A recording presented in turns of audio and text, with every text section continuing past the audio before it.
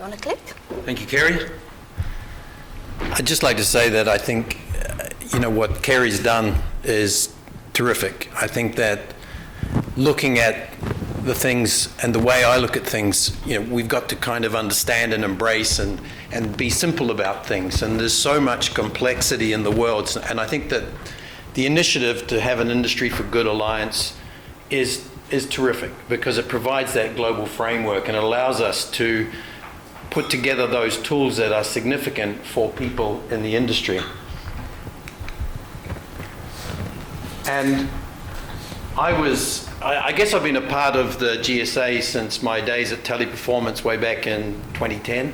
So I've been through 3 different service providers. I've been in the BPO industry for 25 plus years. I've outsourced, offshored. I've been the CEO of 10,000 plus employees. So pretty much more on the P&L side of things. So I'm more of a business person than you'd call me a person who is deep into sustainability or ESG. So please ask a lot of questions because I've asked over time an awful lot of questions. And what became obvious after a time, 18 months in ESG, working with Philip Collard at my console and implementing ESG management platforms, which to me is an essential framework of every business, small, medium, and large.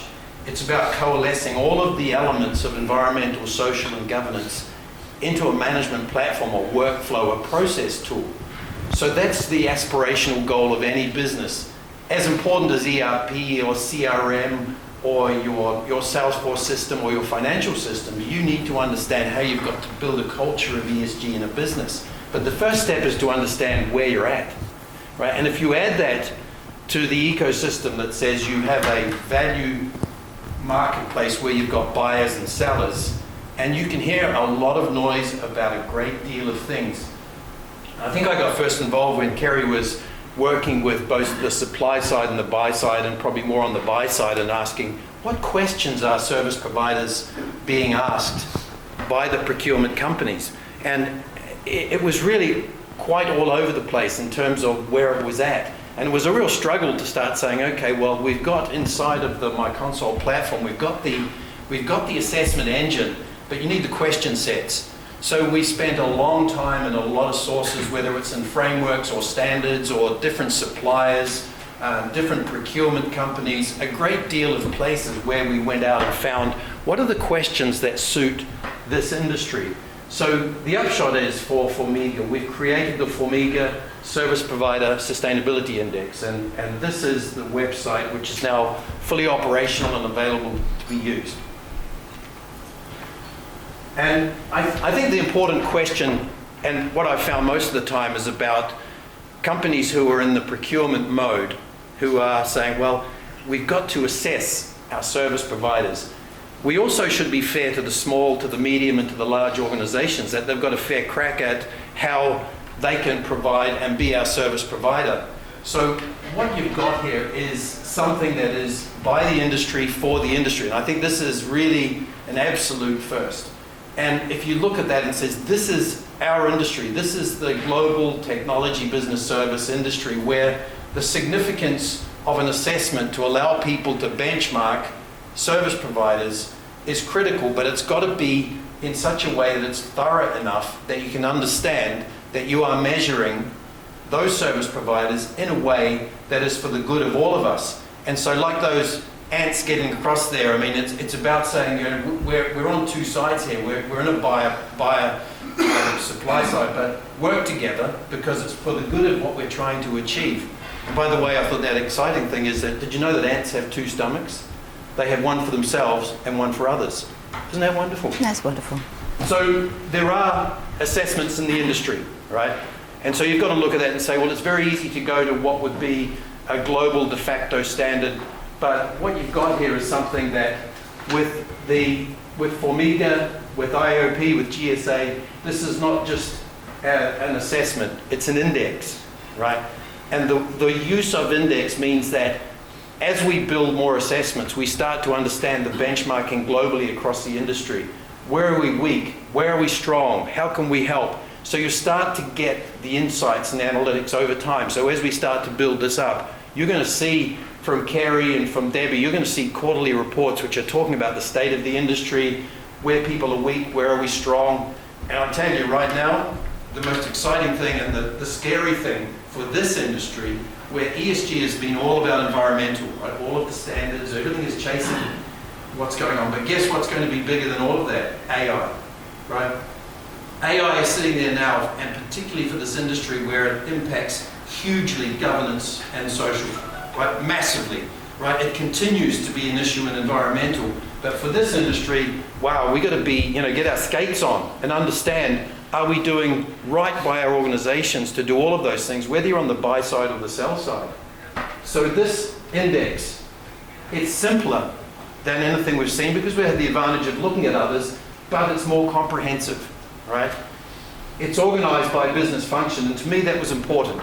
Because of the maturation of the ESG industry, people have typically been giving the job to somebody. And that somebody is not your chief sustainability officer. That's probably somebody in compliance, somebody in finance. They've got the job.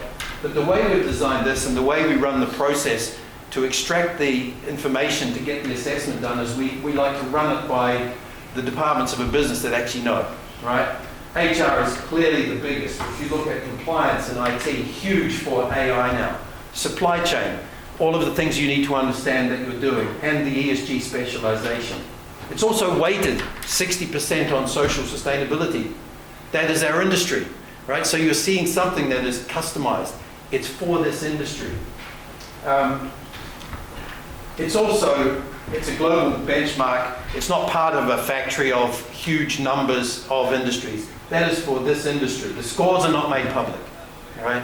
So it's not all about going out and giving medals and getting accreditations.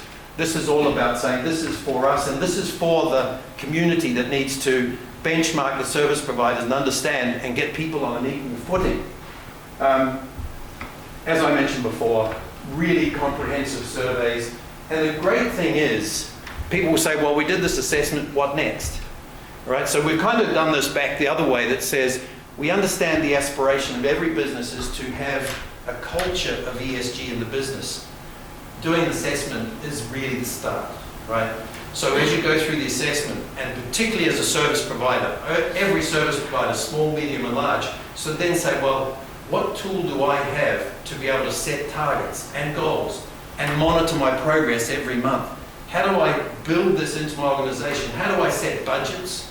How do I find ownership, provide accountability, and provide monthly reporting? So when I step up to the board, we can do that. And that's the partnership with my console. It means when you get the survey, when you get the completion, it comes with next steps.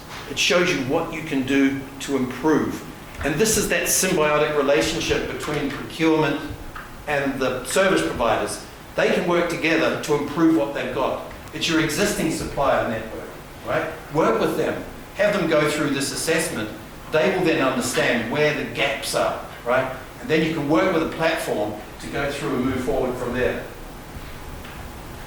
And the biggest thing that typically, I know Philip would debate whether it's materiality first or maturity, but by doing a maturity assessment first, you understand where you're at, right? And more importantly, it shows you who actually knows, who's got the data, where is the information, who owns it, is it relevant? So you go through that process, but the very next step is to say, well, I can't boil the ocean here, right? I've got to do a materiality assessment. That's when you start to burn up a lot of time, a lot of expertise to say, I've got to start saying, what are my priorities for the next 12 months, 24 months in my business? What are the things that my procurement, the buyers are asking me? And what things do I need to address, and where do I sit against my competition? So it's really important to move forward into that next level.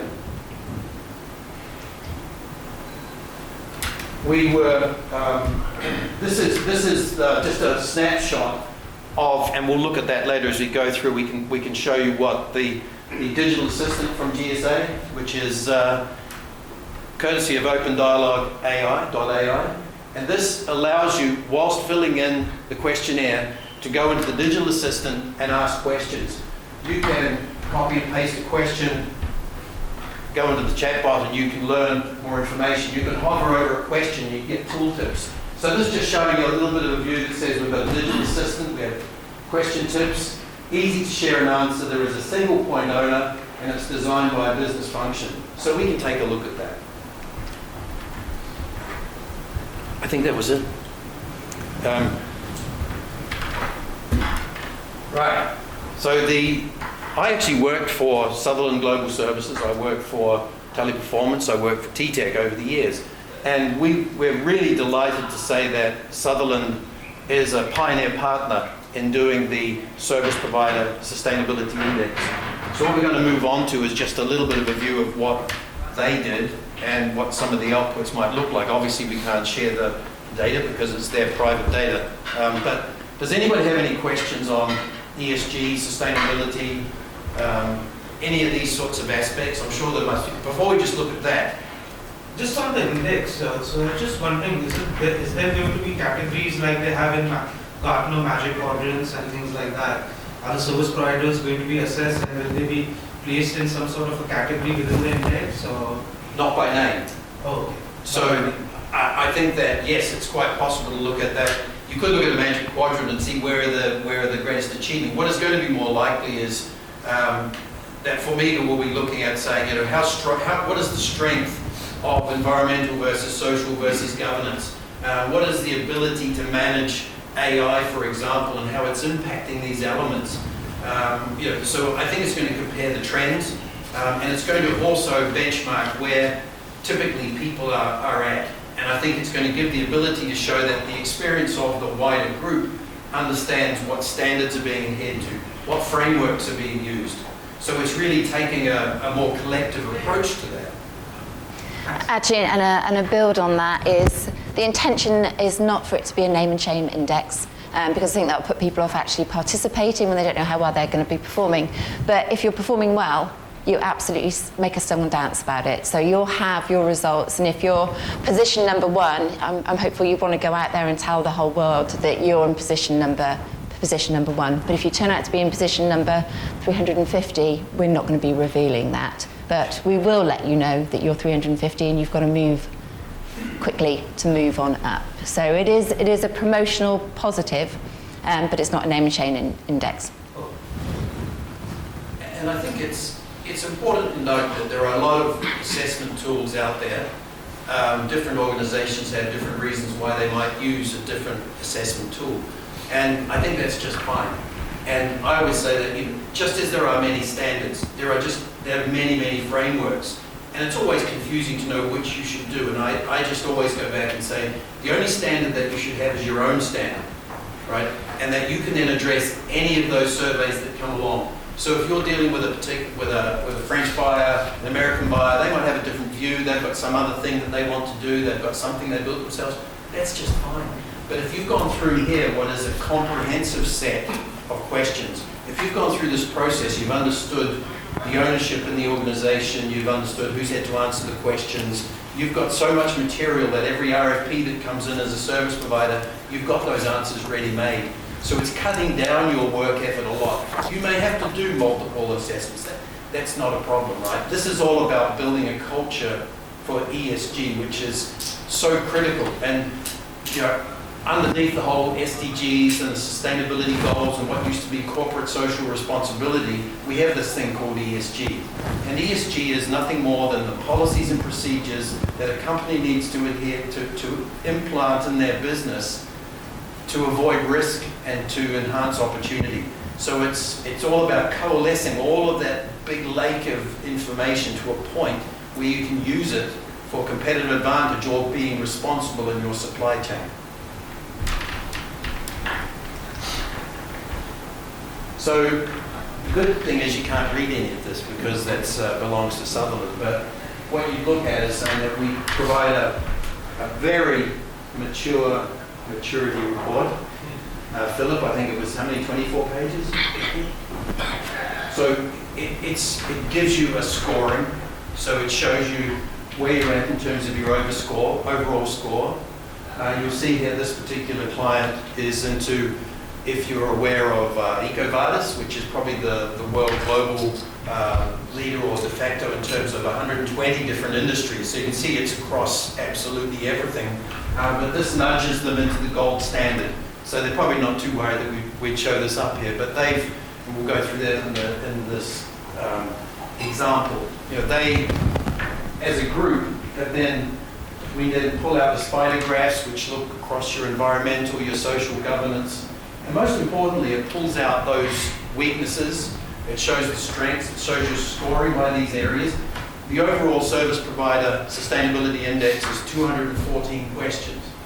All right. And so when we start to look at this, we implemented the My Console platform with Ascensos, who's a BPO from Scotland, right? And you very quickly learn that most companies as service providers don't have an owner for sustainability or for ESG. They don't have a budget, right? They struggle with every RFP that comes through the door. And at some point, they have to take a bold step forward and say, you know, we've got to sort this out because it's inefficient. It's going to lose us business. We've responded to some other assessments and we've got a poor score. What are we going to do about that, right? So that's where you say you've got to start with what is going to be the de facto standard for the technology and business service industry, which is the Service Provider Sustainability Index, which allows you very easily to see where you're strong, where you're weak, what are the gaps. So when we worked with Sutherland to do this, they had 19 people who were involved in the process of responding. They'd already done 4 EcoVadis assessments and 2 other 6 assessments. They're still struggling. So as we gave them this, it was quite a struggle because it was more comprehensive. But they found it easier to answer. And because we didn't ask everybody to upload all of their personal and private company data into it, that they were able to go through and treat it as a business exercise. And what they found when they came up and looked at the gap analysis on this report, and we were in Chicago, and they got up on stage and said, you know what, this has been quite enlightening because we've had 6 assessments already, but we can clearly see right now from this first report what our gaps are, right? So that's pretty cool, and that was the whole intention. It's by the industry, for the industry. It's business pragmatic, right? And what we've got to do, all of us together, is say, whether you're on the buy side or the sell side, work together to allow this to then come forward. So you know, you will get out of this what you need, and it doesn't stop there. From beyond that, then we can start saying, okay, let's look at the gaps. Let's look at what your next steps could be. So we can help you and guide you in the direction of working through this and saying, okay, at the bottom of this 25-page report, the last few pages are dedicated to the next steps in the process and the things you can do, because you'll need to do this every year probably. And already I have got a list of new questions that will go into the 2025 SPSI, because guess what, they're going to be AI related, right? So that makes it really quite interesting. No break yet. I think that functionally and business-wise, you know, happy to take questions on any of those topics, but it's a real minefield. But it doesn't have to be. And that's the thing is, I think anyone we've talked to, whether you're in procurement, whether you're on the supply side, the service provider side of the business, it's Groundhog Day. So people keep going back and answering RFPs in the same fashion and BSing the answers just to get through. They want to get on the short list, right? What you're seeing now from most of the procurement companies, and I'm sure it'll take advice, but ESG is now looking at around 20%, in some cases 25%. I think when the impact of AI is really understood, there's such a link between ESG and AI that's been the last 2 days actually is all I've been reading, because I just, the light bulb moment, holy hell. And I've been talking, I had a call with some ex-colleagues from TTEC yesterday actually, and we were talking about an AI readiness assessment. And I sat back after it and I thought, you know what? At least 40% of an assessment on AI will be ESG, and probably more. So it's critical for any business that you must know what you're dealing with. And if you're having to talk to the CEO of a board, you're not only going to have to say, these are the 2 hottest topics, right? What is our strategy for AI? How are we guarding against all of these things, I think, that you need to look at? What is our strategy in ESG and environment and social and governance? You can see they're so closely linked, right? But it's all about risk and de-risking. De-risking your supply chain, de-risking your business, and being competitive. It must have generated a question. Matt? Thanks, Alistair. So I think it's a really good initiative, and we are planning to participate on the supplier index. But I was... Oh, sorry. Yeah, so thank you very much. You can actually hear me now. So, yeah, as I said, I think it's a great initiative. Standardising this area, I think, is a really good move, and we're planning to participate in the supplier index process. Kerry, earlier on you talked about that really impressive list of sort of buyer side members for FormIGA. So I'm interested in how are they engaging with this, and how does this play into that? Is there any sort of commitments around recognising this standard, utilising it in their RFP processes? Can you tell us anything about that? It was early days there. I mean, we have got really good commitment from the buyers to drive the vision for the future of the industry. We're working with them on different approaches of actually redlining their service providers. So we're aiming for SPSI to be part of that whole redlining process. So I'd love to be able to say, yeah, they're all 100% signed up for it, and if you're a service provider to any of those brands, you know, they'll only take FormIGA. That is not the situation yet, but they are all actually leading the charge with us that this is the direction of travel. And we do hope and believe that quite a few of the buyers, and not just those that are on the advisory council, buyers are actually going to be using this as the standard questionnaire they now give to their service providers. So when we were building this, we collated loads of questionnaires. Some of them, like Schroders, for example, had 12 questions on their questionnaire. You go to Meta, they had 12 sheets within one of their Excel spreadsheets on just the environmental, sort of like greenhouse gas emission side of things. So they've been coming at it from very, very different perspectives. But yeah, that's the ambition is that they will send it out to all of their service providers to fill in once. And then they'll be able to see, and this is what they really like, is they can see how well their service providers are performing against the rest of the service providers they've actually got in their portfolio. So they will be able to say to a service provider, you're not performing anywhere near as well as, you know, other of our partners. You really need to step up here, here, and here. So it's going to give them a very different view of the ESG performance. They need it for their own ESG performance. They need to know how well all these service providers are performing. So, you know, I'd love to say, yeah, they're all absolutely on board and they're paying us a fortune for it, but I think it will happen. I think like a lot of things, you know, in the ESG world, so many people are really unaware what it really means and its significance. And I think as you get to the supply chain, the value chain, and you speak to people who really understand it, they know that there is a massive responsibility on every company to understand your downstream and your upstream. And it's just what we always said was corporate social responsibility. And it's something that people must and will do. But it will be driven by the procurement organizations to say, we really need to understand that we are being responsible by selecting the right vendors for us, and we can tell you why, and we can compare them all. And we can go back to them and say, this is where you're failing, this is where you look strong. It's for the good of the industry. You know, it's an absolute must. So I was speaking to a bank in the US. They said, well, we actually haven't done much ourselves, but we send out these assessments, but we don't really understand the significance. So they want to do the SPSI first themselves, understand what it's about, understand the magnitude and the value they'll get.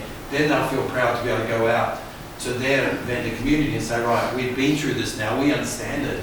And they do, they will understand the business a lot more. We will now ask you to go through the process. But everyone gets richer in this, right? But it's always, in a lot of companies, this is something new. This is, you know, a little bit groundbreaking, crazily enough. ESG, the term, is 20 years old, right, would you believe? So, you know, but it's reaching that point. And I think the flare point for this industry is going to be AI, absolutely. And certainly in governance, and socially, and certainly in social. You know, the impact from all the impact sourcing, all of those great things, the impact that AI is going to have. So how do you manage this? How do you set your business up to understand that you're going to respect people, you're going to respect the planet, you're going to be able to provide great corporate governance, because there are zillions of disasters out there waiting to happen. This is a really great tool to encapsulate all of that risk and put it into one place, and then you can dive deeper into any area you like. So this is trust me, it's a good initiative. I think one thing you haven't mentioned is the cost. Cost is, I don't think I've got it up there, have I? There's a cost for members and for non-members, and it's $18.50 for members and $22.50 for non-members. And that's an assessment that you would expect to then do annually. So I think that kind of indicates what a great return on investment the SPSI will be. You do it once and then you give it to every single customer for a very nominal fee. Let me put that in perspective, right? If you're a mid-sized company and you do the SPSI and it costs you, let's say it costs you £2,000, the next step is to go into a materiality assessment phase where you will spend £20,000 to £30,000 quite easily, because you are starting to work with all of your stakeholders. You're starting to work on, you start to become very consultative. You've got to understand what is your mission, where are you going. You've got to talk to a lot of people. It burns up a lot of high hours. So when you look at it, this first step is actually not very expensive at all in terms of what you should be thinking of. How many mid-sized companies have got a budget for ESG next year, right? Typically they'll say, well, compliance can do this and IT will do this. We'll all pull together to do this stuff. No, right? You need to know that you're going to have somebody responsible. You're going to have several people involved in this, dedicated to this. A larger company can have a head of ESG, or they can have a chief sustainability officer. They've got budgets now. So when you are a service provider and you're a small or medium one, it's going to get tough, because you've got people who've got the money and the wherewithal to do annual sustainability reports, stock market reports. How do you compare those two? Easy. What's the answer, Kerry? SPSI. That's done. You're good. Yep. Any other questions? Just a question about validation of data. Yes. How does that happen? And that's such a good question, because I believe that audit and validation is a very difficult task, right? It's a very expensive task. So this is a self-assessment. Okay, so it allows you to upload what you feel you'd like to upload, or refer to those things that can be checked or validated. What it doesn't do is go through and give you deep validation, because that is a lot of audit hours of a lot of people. So for $2,000 you're not going to get something like that. So the validation is all about saying, if you are in an ecosystem and if you're in a supply chain and you're responding, you've produced this and you're giving that to a procurer, who then finds that there's a bunch of porky pies in there, just made stuff up, or you've uploaded stuff, which anybody can do in these situations. You're not going to be supplying anymore, right? You've got, everything is what we learned in Chicago, was it the Big T, which was all about trust and transparency.